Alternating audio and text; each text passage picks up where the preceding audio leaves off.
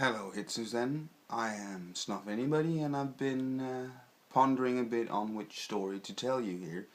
But I came up with this. In early October, I decided to cut down on my smoking habits and chose to try nasal snuff. And I did my first order, received my package, and did really enjoy my nasal snuff and wanted someone to share my new hobby and joy with.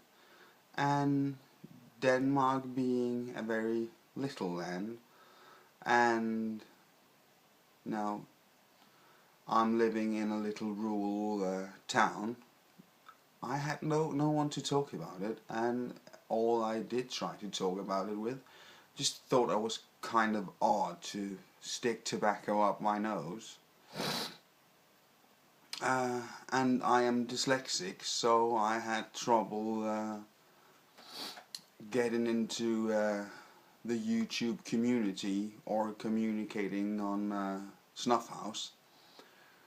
But there was a YouTuber who kind of said, yeah, if you have any questions, write me an email. So I went out on a limb and wrote for me a very hard email to Paul Shalbetter, Uncle Squinty, and told him the story that I wanted a snuff buddy and someone to talk about snuff with. And he wrote me back an email saying, okay, I'm kind of a busy man, but I can make a little time for emails and maybe a Skype conversation. So I called up Uncle Squinty the next day, and we hit it off immediately, and we've been basically talking every day since the first time we talked.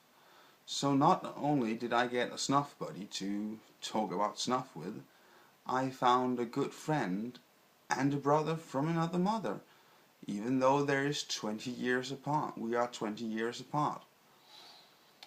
And for me, not only getting someone to talk snuff with, but also a real friend, is special, because I am sort of secluded and have a hard time making friends, because not only am I dyslexic, as I said, I also have ADHD.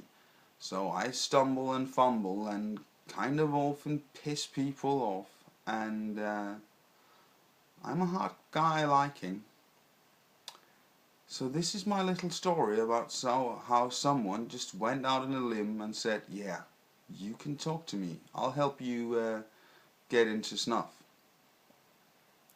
And I got a friend.